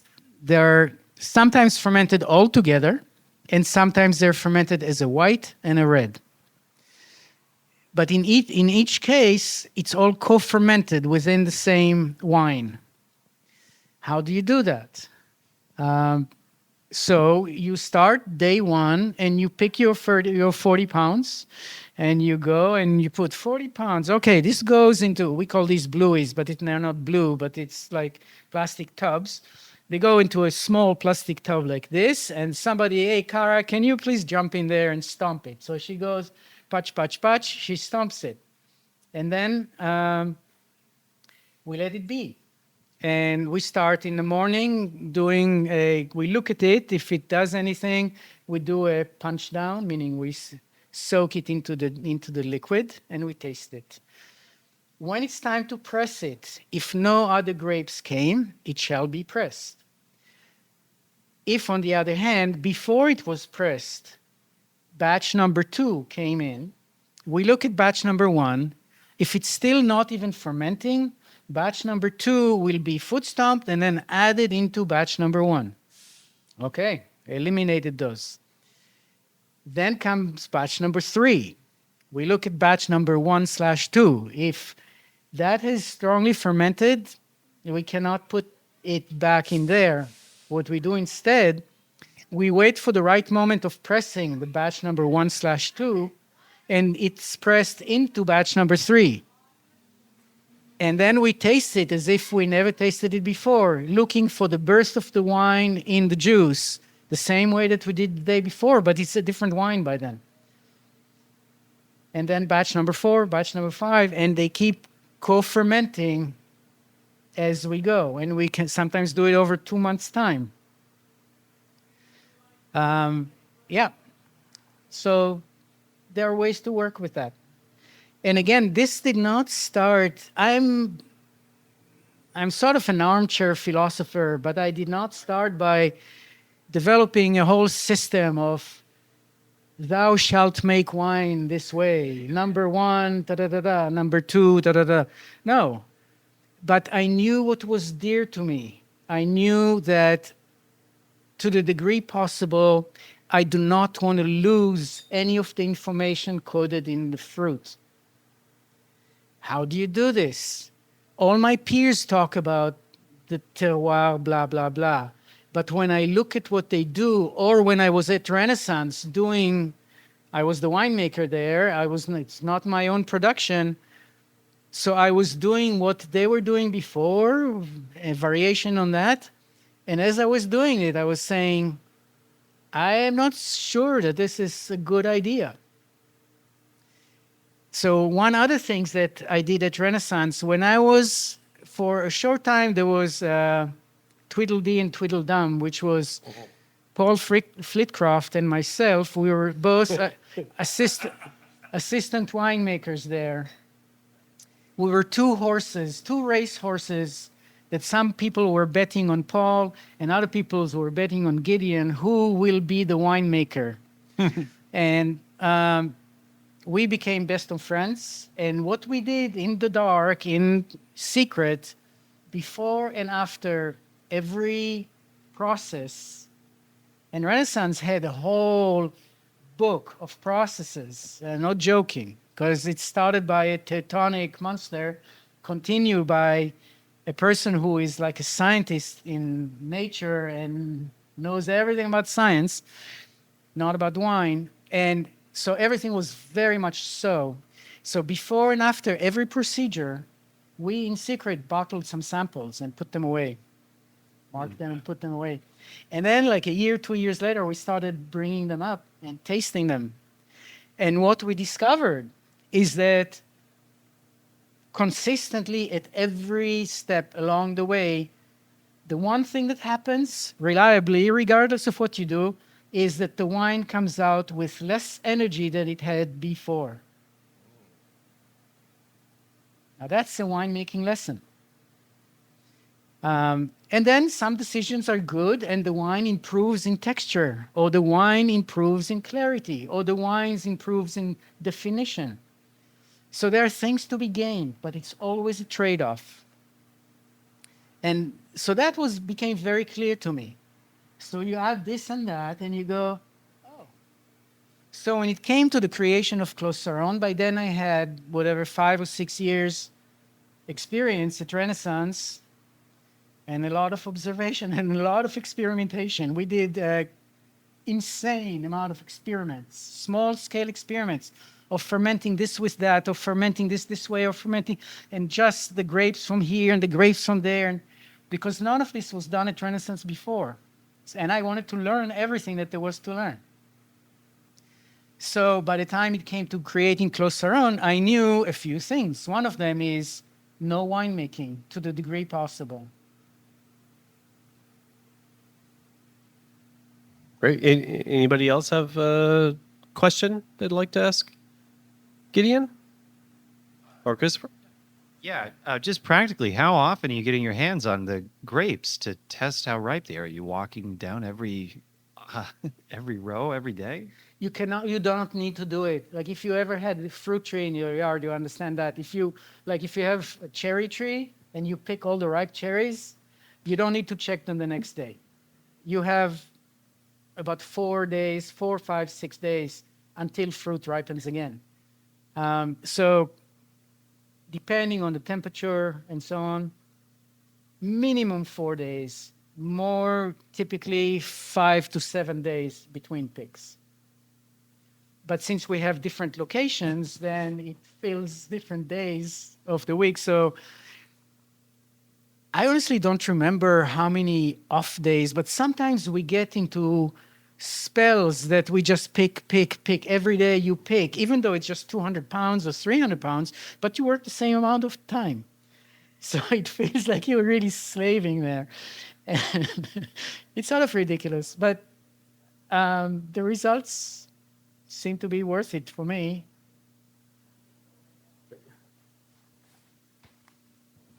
So before this, we were kind of talking about mowing and all that type of stuff before this conversation. Can you talk about a little bit of your process in the vineyard throughout the rest of the year, like outside of harvest, like the green pruning, whether you do like, spring, winter pruning, that type of stuff, and whether you're thinning out the leaf. Yeah, exactly. Can you talk about all of that? Yeah. Well, the vineyard really is where all the work is. And it's a cliche, and everybody says it. Most people that talk about it are not the people that do the work. Note that. The vineyard is both very challenging because of, in part because it's vineyard and it's hard work, in part because of climate change, which creates just weird situations almost every year that you have not seen before, and you don't really know if you can do what you can do about them. And so that's that. Now, we prune nowadays because it's just my wife and I that prune everything. We start pruning as soon as there's dormancy, as much as we can. Ideally, it's better to prune later in the season. If you have manpower to do it, then the later you prune, the better it is, the safer for the health of the vines. We don't have that luxury. So we do that. During the winter, we also do all the repairs in the vineyard, if there are irrigation repairs or if there is trellis repairs and things like that. We don't use equipment in the vineyard during the winter when it's soft, which is unfortunate in terms of, ideally, that would be also the time to put compost and whatever. But we wait for the... Tractors and things like that. Right. We have a tiny tractor, so it doesn't do a great deal of compaction, but still compaction it is. And we mostly use an ATV, which really does hardly any compaction. So that's that. Then from bud break, we start, it starts everything. It starts spraying and mowing. And mowing is the grass, not bud break, but still it's the same season. And we start going through the vines, and it's not so much about shoot positioning, but our vines are extremely low vigor. I mean, extremely. And you look at the white field was planted in 2012. We have Sauvignon Blanc vines there. Sauvignon Blanc is a vigorous, robust vine. Our Sauvignon Blanc that is 14 years old now, the trunks are like this. That's great. They look like 2-year-old vines in a normal vineyard. And I can go into a long discussion as to why and all of this. There are many things. The main of them is bad soil and spring frosts and other things. So we stand in front of a vine in the same way that we were trying to be attentive to it when you touch and try to feel it. We sort of, it's not a mental process, but your body assesses the vigor of the vine. And then you remove shoots that have no fruit on them, unless they're positionally important. So you do canopy work. And we do this both to the canopy itself, and we sucker them. And we do that. We don't do green harvests in order to lower yields. I wish we had higher yields. We get from 6 acres, we get about 3 tons of fruit. So that's not something we need to worry about. We need to worry about how the hell can we get more fruit. And we're trying to regenerate the vineyard as much as we can. We make a lot of efforts in that direction, and it's endless amount of work. So that goes on until July. Then we put bird netting on.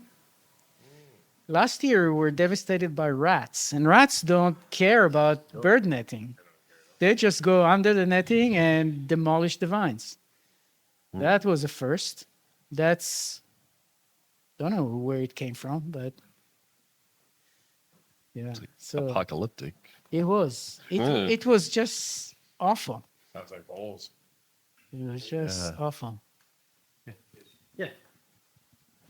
You kind of touched on the climate aspect, and I was just wondering if you're noticing a significant change in yield due to chill hours, and do you think that maybe these rats have something to do with the fact that it's a little bit warmer, so they don't have to burrow themselves at certain times of the year, and that could be something that's due to climate? And how are you looking to forecast this out in the next 5 to 10 years? I'll start from the end because that's easy. I have no clue about the next 5 or 10 years. And also, I don't truly know why there was a rat explosion. In all my experience, there was one time when there was a vineyard mice infestation at Renaissance, like 40 years ago, one harvest. And they literally annihilated vines. It was apocalyptic.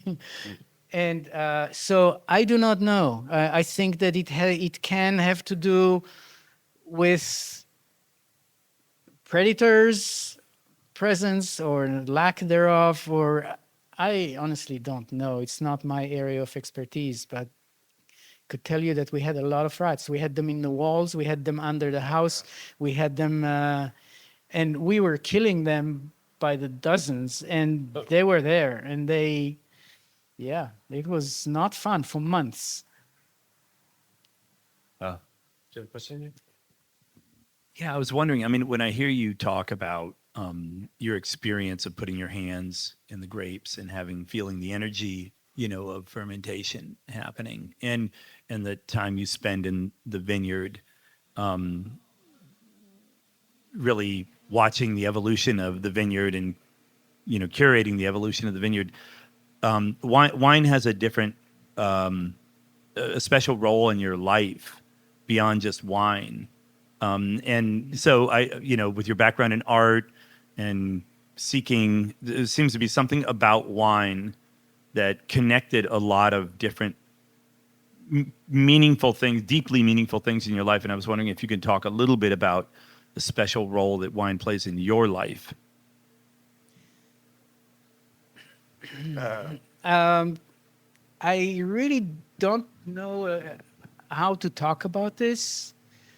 Let's say, for example, right now, you notice I don't have a glass.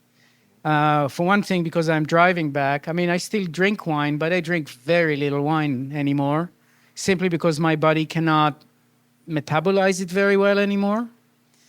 I still love wine, but that's just the way it is. And I mean, I have wine all over my house, my winery, my warehouse, everywhere. I live in the vineyard. And yet, my relationship to it now is different. It's in a way I have wine in my blood. Wine became part of my bloodstream. It's, I mean, I don't know how to say it. It's sort of, to me, the beauty in my life of wine is that it's what makes me and breaks me. It's been a full life. It has taught me patience to the degree it's possible to, because I'm a very impatient person. And to the degree that it's possible for me to learn patience, I mean, I've been aging wines now for 45 years, and I've been planting vineyards and going through the 25-year cycle with them for over 40 years. And I've seen, I mean, I had a number of occasions where, I mean, even Cara came to Clos Saron because of her friend and her who had experienced a Whitefield bottle. And they apparently got really moved by that wine, and they wanted to come. Frenchtown Farms. Aaron came to where we are to grow pot, and he was a pot grower, and his distributor gave him a bottle of Clos Saron, and it blew his mind, and he said, I want to make this, I don't want to grow pot. And so I've seen the effects, and I'm not doing this because of the way it will affect other people, but when I see evidence that there are results to my efforts that are a positive change in other people's lives, I don't know, to me that's a very powerful thing. And it's meaningful.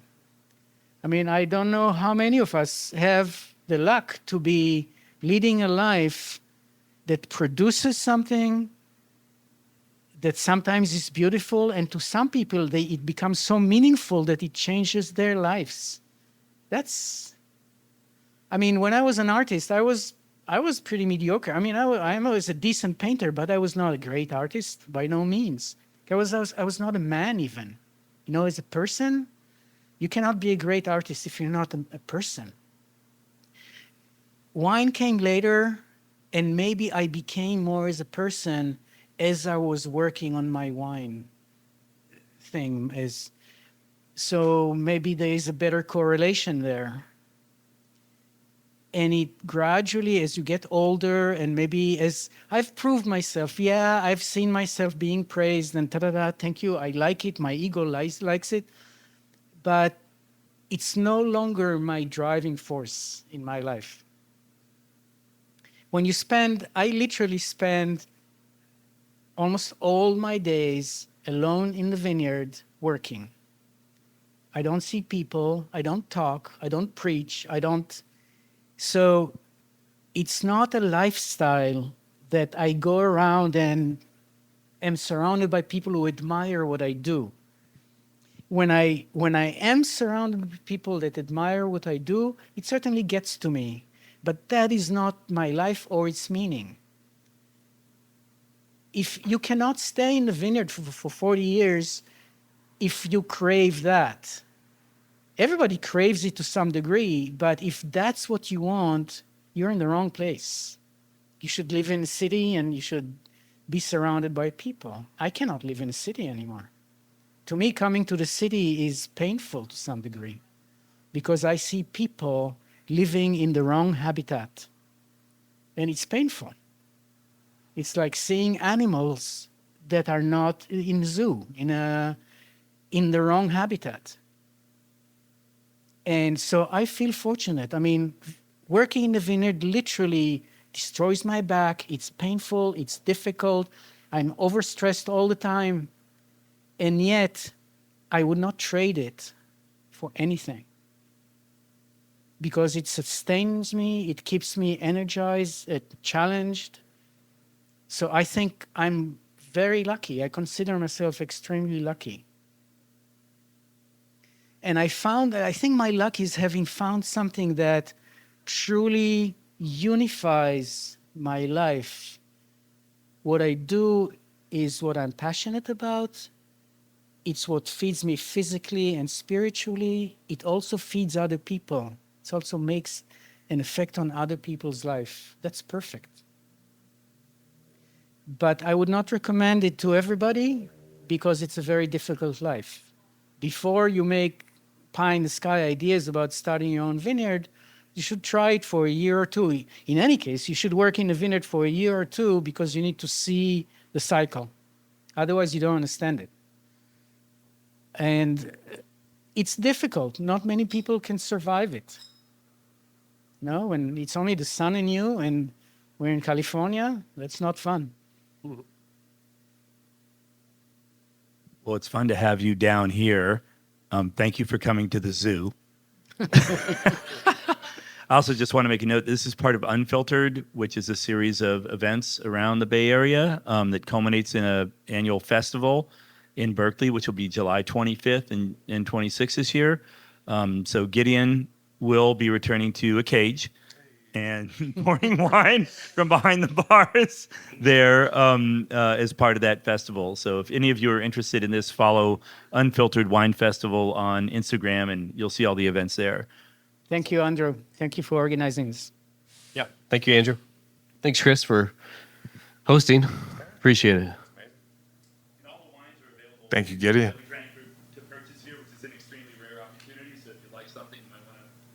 Thank you. Somebody remembers about this. Yes. That should be my. Yeah. Yeah. Buy more California wine. Thank you, Gideon.